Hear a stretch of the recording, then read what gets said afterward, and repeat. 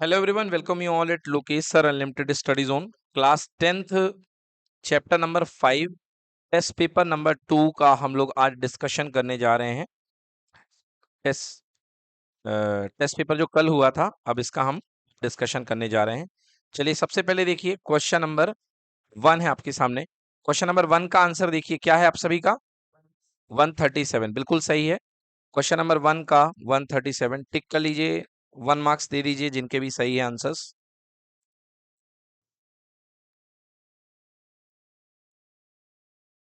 Second question देखिए बच्चों, second question का आंसर है 3, बी ऑप्शन, बिल्कुल सही, right, give you 1 marks. So B equals B option 3। Third question का आंसर आ रहा है ए -320, करेक्ट। फोर्थ क्वेश्चन का आंसर बोलिए बी 33, करेक्ट। फिफ्थ क्वेश्चन का आंसर बोलेंगे बी 10। देन सिक्स्थ क्वेश्चन का आंसर, सिक्स्थ का A, right. Common difference of an AP is equal to A 3, okay. Seventh का आंसर है डी, चेक करिए, P equals to 2, P equals to 2, seventh भी हो गया। एट्थ क्वेश्चन का answer है 46, 46 है एट्थ क्वेश्चन का आंसर। देन इसके बाद हमारे एसर्शन रीजन आ जाते हैं। तो नाइन्थ का क्या है आंसर, डी, बिल्कुल सही है, डी आंसर करेक्ट है। टेंथ क्वेश्चन का आंसर बोलिए, टेंथ क्वेश्चन का आंसर ए है, sorry B. Both assertion and reason are true but reason is not the correct explanation of a। Clear हुआ कि नहीं हुआ आप लोग को? दोनों ट्रू हैं। If common difference of an AP is 5 then a18 minus a13 is equals to 25। yes,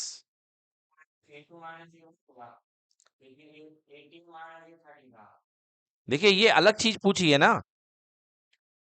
ना भाई, कॉमन डिफरेंस से इसका रिलेशन नहीं है भाई। सॉरी, कॉमन डिफरेंस आपके पास में 5 आ रहा है और a13 minus a18 minus a13 5d आ रहा है, तो 5d इक्वल टू 25। अब ये बताइए कि ये कहानी अलग है और ये कहानी अलग है, तो ये एक दूसरे से कोई डिपेंडेंट नहीं है, बताओ भाई। तो ये दोनों आपस में कनेक्टेड है कि नहीं है कनेक्टेड?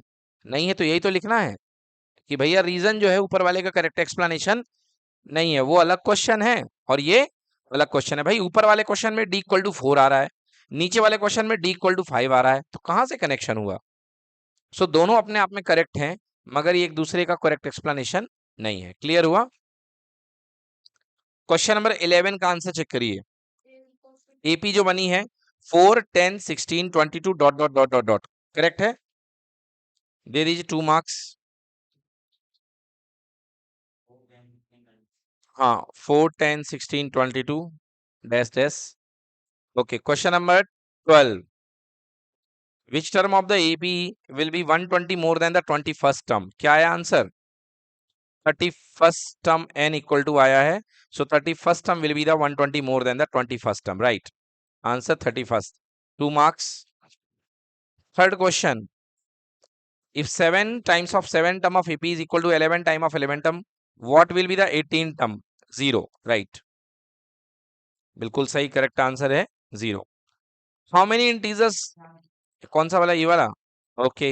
डिविजिबल बाई 8, बेटा इसमें तो वैसे कुछ भी यहीं से इजीली समझ में आ रहा है।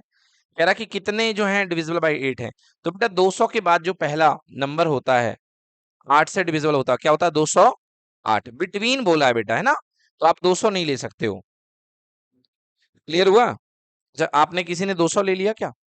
हाँ, तो 208 होगा, 216, लास्ट में क्या है 500, तो 500 में 8 का डिवीजन तो जाएगा नहीं, करके देख लो।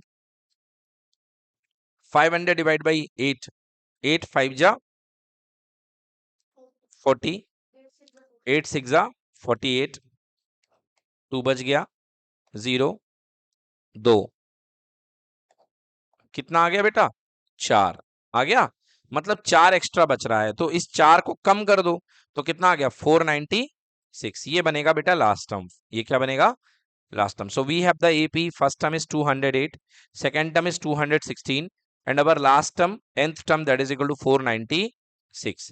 अब nth टर्म को लेकर के आप निकाल लो n की वैल्यू, है ना, तो टोटल टर्म पता चल जाएंगे। So a n equal to how much, 496। Now a plus n minus 1 into d equal to 496. What is a here? 208 plus n minus 1 पता नहीं, और d कितना है, 8 का गैप है, इक्वल टू 496। बच्चों सॉल्व कर लो, n इक्वल टू कितना आएगा, 37। So how many terms are there, total 37 terms. Clear है बेटा, कोई सिली मिस्टेक हो गई है, अदरवाइज बन जाता। ठीक है, यस। 13, क्वेश्चन नंबर 13 देखते हैं। If 7 times of the 7th term of an AP is equal to 11 time of 11th term, then what will be the 18th term? चलिए इसको हम करते हैं। Okay, so this is our question, doubt question. If 7 time of 7 term of AP, the first line should be let the first term of AP, let the first term be small a and common difference be small d. Okay बेटा, क्या कह रहा है, if the 7 time of 7th term, तो आपको कह रहा है कि 7 time of 7th term, so 7 time of A7 equal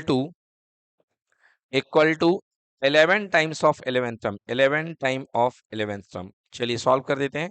7 time of A7 means A plus 6D equal to 11 A plus 10D। Vedant देख रहे हैं आप, हाँ, कैसे करेंगे देखो बेटा, 7A plus 7 6 42D equal to 11A plus 110D।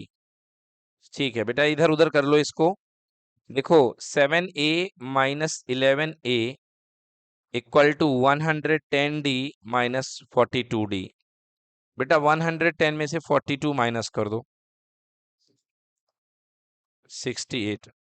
So here it is 68D equal to 7A minus 11A minus minus 4A। So A equal to 68D upon minus 4। बेटा काट दो इसको, कितना आ गया, 17 और माइनस 17 आ जाएगा, तो ए की वैल्यू आ गई हमारे पास में माइनस 17 थी। क्वेश्चन क्या पूछ रहा है अब आपसे, क्वेश्चन का कहना है कि आपको बताना है कि इसका 18 टर्म क्या होगा, है ना, what will be it's 18 term, तो आपको 18 टर्म बताना है। सो ए 18 हम फाइंड करते हैं, A 18 equal to A plus 17D। ए की वैल्यू कितनी निकाली हम लोगों ने, माइनस 17D, एंड डी ये तो 17D है ही, कैंसिल होके बोलो आंसर क्या प्रोड्यूस किया, 0। So answer is 0, done. चलिए देखिए ये क्वेश्चन है हमारा, क्वेश्चन नंबर 15। सॉल्व करते हैं बेटा, इसको कैसे सॉल्व होगा देखिए आराम से। Solve for x, solve for x मतलब बेटा एक्स की वैल्यू फाइंड करनी है आपको। देखिए यहां पर 1 plus 5 plus 9, 9 plus 13 plus up to X, 1 plus 5 plus 9 plus 13 up to बच्चों एक्स की वैल्यू दी गई है 1326।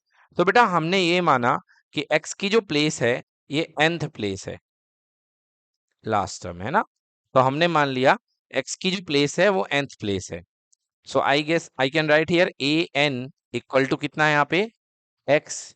ए एन को हमने एक्स लिख सकते हैं क्योंकि लास्ट टर्म को ये nth टर्म हम कंसीडर करते हैं। ए एन की value a plus n minus 1 into d equals to x. A की वैल्यू कितनी है, 1 plus n minus 1 into d, d कितना है यहाँ पे 4 इक्वल टू कितना आ गया बेटा, एक्स आ गया। चलिए ठीक है, सॉल्व कर दीजिए इसको। 1 plus 4n minus 4 equal to x. So ये 4n आगे ले आइए, और 1 माइनस 4 कितना हो गया, माइनस 3 इक्वल टू एक्स। यहाँ से 4n equal to X plus 3, so n equal to X plus 3 by 4। ये आ गई वैल्यू हमारे पास n की। अब देखिए आपको जो पूरा सम दिया गया है अप टू लास्ट टर्म का, वो दिया गया है 1326।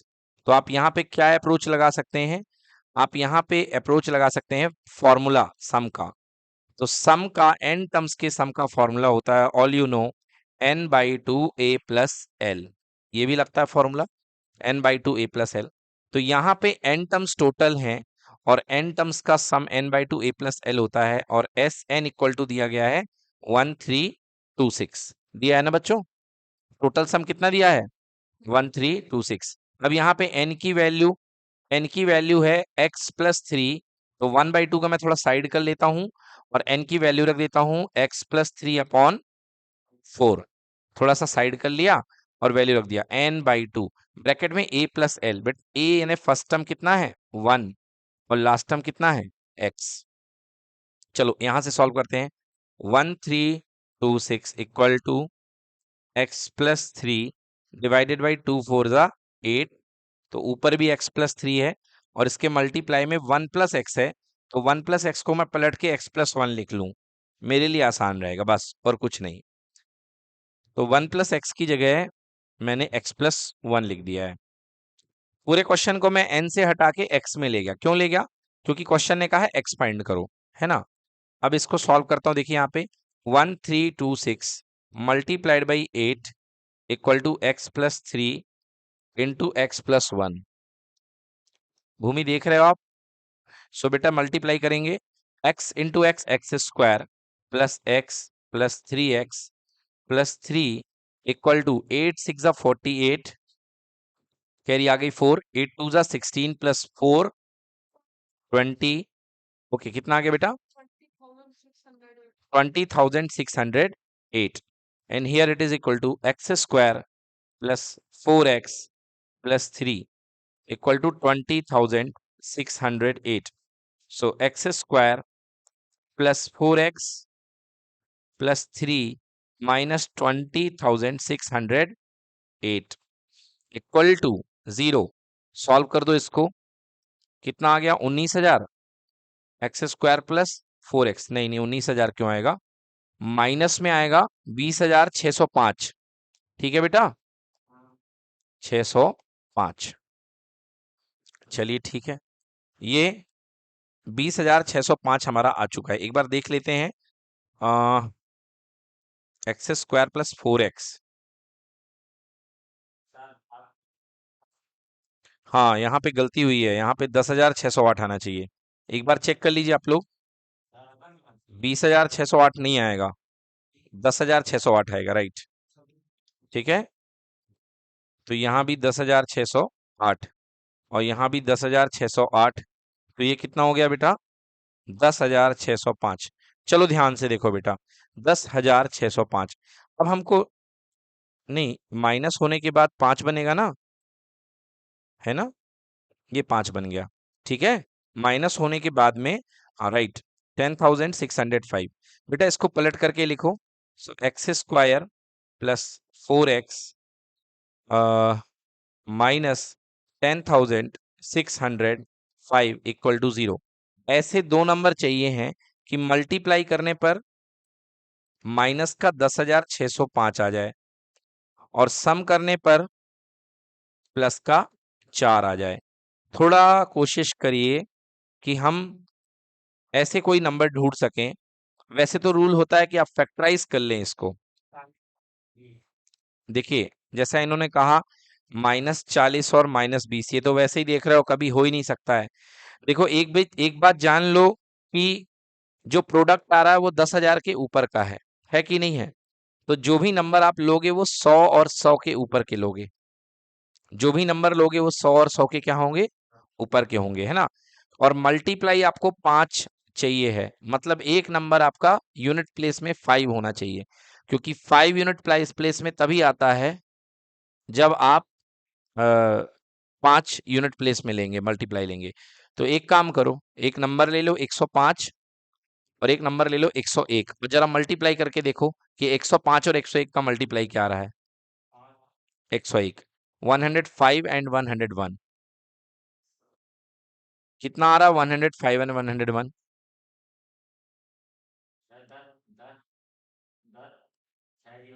हाँ मतलब यही आ रहा है। Okay 105 and 101 equal to 10,605। तो हमने अनुमान लगा लिया। तो यहाँ पे हमारे पास जो नंबर बनेगा एक्स स्क्वायर प्लस 105x और माइनस का 101x और माइनस 1060 5 इक्वल टू 0। अब आप यहाँ पे x कॉमन ले लो, तो x प्लस 105 और माइनस 101 कॉमन ले लो, so x plus 105 equal to 0। So x plus 105 and x minus 101 equal to 0. So x equal to minus 105 जो कि है not accepted। क्यों? सीरीज बढ़ रही कि घट रही है, एक बार देख लीजिए। यहाँ पे सीरीज बढ़ रही है, पॉजिटिव है, तो सीरीज कभी निगेटिव नहीं हो सकती भाई। जब बढ़ रही है तो जो x की वैल्यू आएगी कभी निगेटिव नहीं हो सकती। तो the correct answer of x equal to how much? 101। चलिए नेक्स्ट क्वेश्चन नंबर 18 है, देखते हैं क्या कह रहा है। The sum of 4 consecutive term, ये देखो भाई पहली बात, when sum is given, sum of 4 consecutive terms in AP, तो जैसे ही आपने सम देखा और लगातार 4 टर्म है, तो late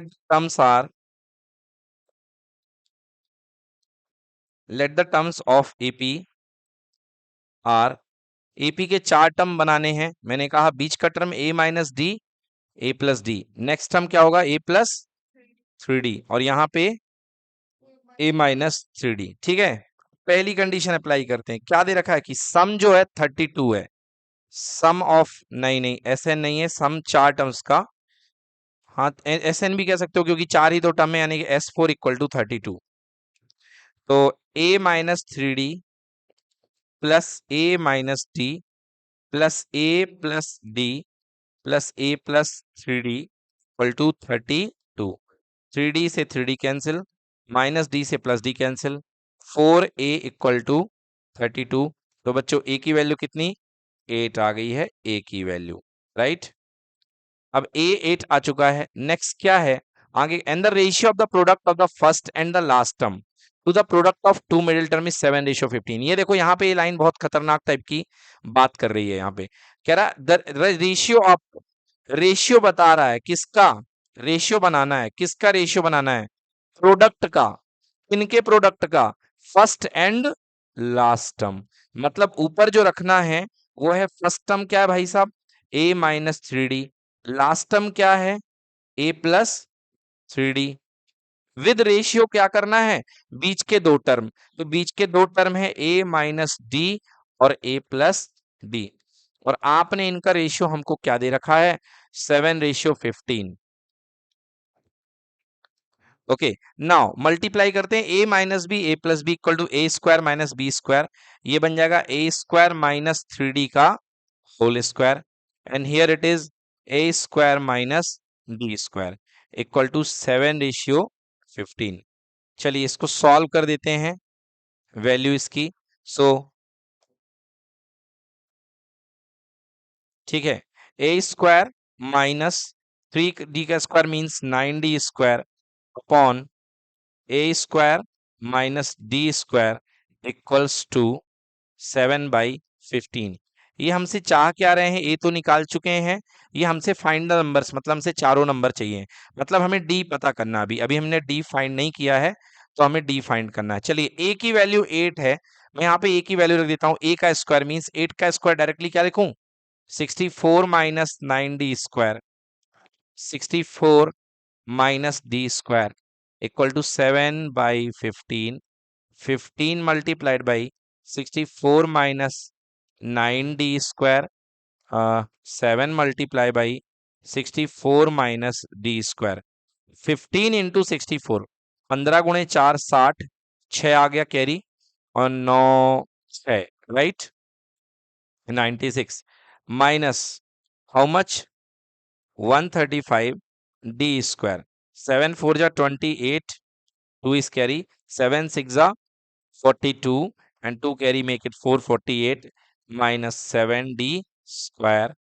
Now 960 minus 448 equal to 135d square minus transpose here become positive 135d square minus 7d square. Okay, it is 128d square and 960 minus 448 कितना आया भाई साहब? 2, ये बन गया 5 में से 4 गए 1, और ये बन गया 512। So it is 512। So d square equal to 512 upon 128। Make it 4 times. यहाँ पे कैंसिल कर दिया बेटा इसने 4 बार, so d square equal to 4 आ गया।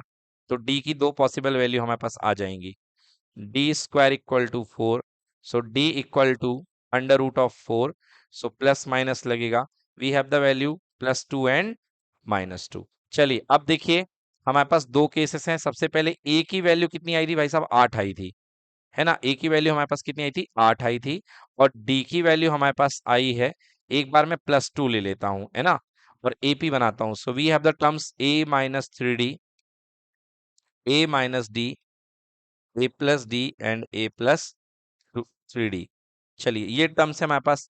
a की value 8 minus 3 into 2 6, 8 minus d की वैल्यू 2, 8 प्लस 2, ओके, और 8 प्लस 3 इंटू 2 मतलब 8 प्लस 6। 8 में से 6 गए 2, 8 में से 2 गए 6, फिर ये कितना 10 और ये कितना 14। तो बेटा जो फर्स्ट एपी हमारी बनेगी दैट इज 2 6 4, 2 6 10 एंड 14। क्लियर हुआ। अब चलिए सेकेंड एपी निकालते हैं। इसका दूसरा आंसर भी बन सकता है when a equals to 8, a equals to 8 and d equal to -2। कुछ नहीं बेटा, यही एपी रिवर्स हो जाएगी, उल्टा हो जाएगी, क्योंकि आपको पता है कि कॉमन डिफरेंस अगर नेगेटिव ले लो तो एपी क्या हो जाती है, उल्टी हो जाएगी, जस्ट रिवर्स हो जाएगी। तो आपको बाकी करना हो मेथड से, सो a minus 3d, a minus D, a plus d and a plus 3d। So a means 8 minus 3, और d की वैल्यू अभी अभी आपको मैंने -2 बोली है। सो 8 और माइनस माइनस प्लस 8 प्लस 6, बोलो पहला टर्म क्या आएगा 14। फिर अगला टर्म 8 माइनस -2, ओके, सो ये कितना हो जाएगा 8 plus 2 that is equals to 10। फिर 8 plus -2 that is equals to 8 minus 2, ये बेटा 6 बनेगा।